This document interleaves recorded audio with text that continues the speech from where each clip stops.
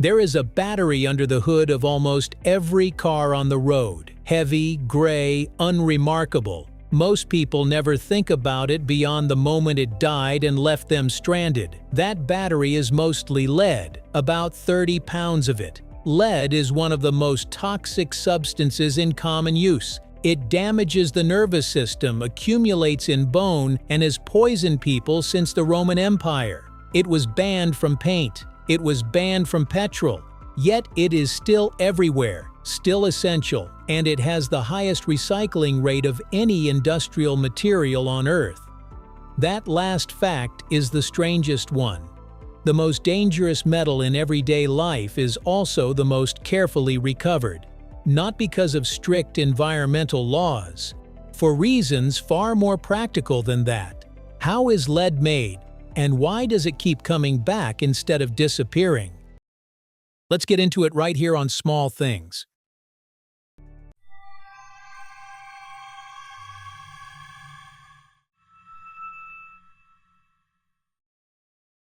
The metal that surprises your hands. Lead is one of the densest common metals, which means a small piece of it weighs much more than it looks like it should. Press your fingernail into a piece of lead, and it leaves a mark. For a metal, that softness is unusual. Most metals you encounter are hard enough that touching them tells you nothing. Lead tells you immediately. That combination of extreme density and relative softness, along with a melting point lower than most common metals, is what makes lead easy to work with and hard to replace. It flows into molds cleanly, sticks to other materials, and blocks radiation more effectively per unit of thickness than almost any practical alternative. None of these properties were designed. They are simply what lead is. What it costs to get lead out of the ground. Lead does not appear in the ground as a pure metal waiting to be collected. It hides inside a mineral called galena, which is lead sulfide, found in veins of gray metallic crystal deep in rock. Galena is dense in a way that announces itself before you understand why. A piece the size of a basketball weighs like a bowling ball made of steel. Miners who work with it describe the surprise as something you feel before you think about it. You reach for a chunk expecting rock weight, and your arm pulls differently, because the lead content changes everything about how the material sits in your hands. That physical experience does not fade with familiarity. The mines go deep.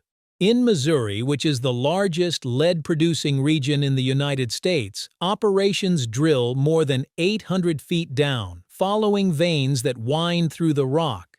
Miners work in permanent darkness, drilling blast holes into the face, setting charges, and standing clear while explosives shatter the ore into rubble.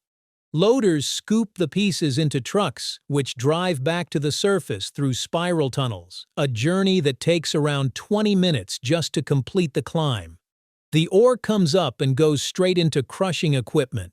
Jaw crushers that can fill a 2-story building squeeze boulders down to gravel, while workers monitor the process from control rooms behind thick glass. The glass is not decorative. Lead dust is invisible, lightweight, and carries every bit of the metal's toxicity into the lungs and bloodstream of anyone who breathes it without protection. Photographs from lead operations in the 1970s show workers in ordinary clothes, no masks, gray with dust by midday. Many developed neurological problems before they were 55. The industry learned what lead does to people who handle it carelessly, and the lesson was expensive enough that it did not need to be repeated. Today, air monitors count dust particles continuously around the clock. Workers shower before leaving their shifts. Clothing stays at the plant, and blood lead levels are tested monthly. The phrase that circulates in the trade summarizes it plainly: respect lead, or it destroys you. There is no version of the lead industry where that relationship can be managed any other way, because even trace amounts, accumulated over years, accumulate in bones and stay there long after the exposure has ended. From ore to metal, step by step, the crushed ore still has more rock than lead in it. Getting the two apart is a multi-stage process that transforms the material several times before anything resembling usable metal appears. The first stage is roasting. The ore goes into furnaces heated to around 1,400 degrees Celsius. At that temperature, the sulfur in the galena ignites and burns away as sulfur dioxide gas. This gas is captured rather than released, which is both an environmental requirement and a commercial opportunity. It is sold to manufacturers who use it to make sulfuric acid. The material left behind after roasting is lead oxide, a pale yellow powder that still needs further treatment before it becomes metal. The lead oxide goes into a blast furnace with coke, which is a form of purified carbon made from coal. At around 2,000 degrees Celsius, the burning coke produces carbon monoxide, and that gas is chemically reactive enough to strip the oxygen away from the lead oxide and carry it off as carbon dioxide. What is left behind is pure liquid lead. It pools at the bottom of the furnace, dense and silver, waiting. Workers open a clay plug at the base of the furnace, and the liquid metal flows out into molds. A foundry floor with molten lead running through it is one of the more striking industrial sights there is. The metal moves like a heavier version of mercury, forming perfect spheres where droplets fall and filling its molds with a completeness that no solid material achieves. The bars it cools into are called pigs, an old foundry term, and each one weighs around 40 kilograms. The pig lead is still not clean. Copper and silver often occur alongside lead in the ore and come through the smelting process with it. Refiners add zinc to the surface to draw out the copper, then add calcium to remove silver. The lead that emerges from refining reaches a purity of 99.99%, ready to go into the plants that make batteries, radiation shielding, and other products. Most lead is not mined anymore. The assumption most people carry about lead production is that it begins in a mine because that is where metals come from. For lead, that assumption is increasingly out of date. The majority of lead produced in the world today comes not from fresh ore but from recycled material, primarily old car batteries. Facilities that process this recycled material are called secondary smelters, and they have grown to the point where they now dominate the industry. Primary smelters that process mined ore have been closing, not because lead deposits are exhausted, but because secondary smelters can produce lead at roughly 40% lower cost than primary operations. The reason is straightforward. A used car battery already contains about 20 pounds of lead that has already been mined, refined, and shaped. Secondary smelters do not have to blast rock, spiral trucks up from underground, crush ore, or roast sulfide. They start with a concentrated source of metal that arrives by the pallet load at a collection point near the processing facility.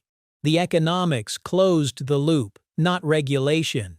Scrap dealers pay money for used batteries because the lead inside them has real market value. Mechanics collect them as a matter of routine. Across the United States, more than 300,000 retail and service locations accept old batteries, and many states charge a small deposit on new ones to ensure the old ones come back. Lead reaches a recycling rate of about 99%. The highest of any industrial material. Not because governments ordered it, but because the metal inside old batteries is worth recovering. 2 reasons it never goes away. Today, you will find lead doing 2 jobs that are difficult to replace with anything else. The first is inside the battery. Lead-acid batteries store electrical energy through a reversible chemical reaction between lead plates and sulfuric acid. When the battery is discharged, lead is consumed by the reaction. When it is recharged, the lead is rebuilt. When the battery eventually fails and is recycled, the lead plates are broken out, melted down, and reformed into new plates. A battery recycled today can be back inside a new battery within 30 days. Lead does not degrade through this process. Its atomic structure is unchanged by being melted and resolidified. The same material can cycle through this loop indefinitely, which is a property almost no other common industrial material shares in quite the same way. The second job is radiation shielding. Lead's density makes it exceptionally effective at stopping X-rays and gamma radiation. The apron a radiographer wears while positioning patients for imaging contains lead. The room where the X-ray machine operates is lined with lead-impregnated panels in the walls. The viewing window contains lead in the glass to make it optically transparent but radiologically opaque. For every person who has ever had an X-ray, the thing standing between them and an unnecessary radiation dose was a few millimeters of the same soft gray metal. No practical alternative does this job at comparable cost or thickness, which is why lead remains in hospitals and clinics despite everything that is known about its toxicity. Toxic, useful, and endlessly returned. So how is lead made, and why does it keep coming back? Think about that car battery again. Gray, heavy, unremarkable. Almost certainly made from lead that has already been a battery before, and the battery before that. Lead is not a clean metal. It is dangerous, heavy, and toxic. But because it is also useful, valuable, and endlessly recyclable, humans learned not to throw it away but to trap it inside one of the tightest recycling loops on Earth. The ore still comes out of the ground. The secondary smelters run on material that never needed to be mined at all, and the loop keeps closing, battery to battery, because the economics of lead make abandoning it impossible and recovering it profitable. If this changed the way you think about the battery sitting in your car, let us know in the comments what you want us to explore next. We might make it our next episode. Thanks for watching. History often hides in the smallest details.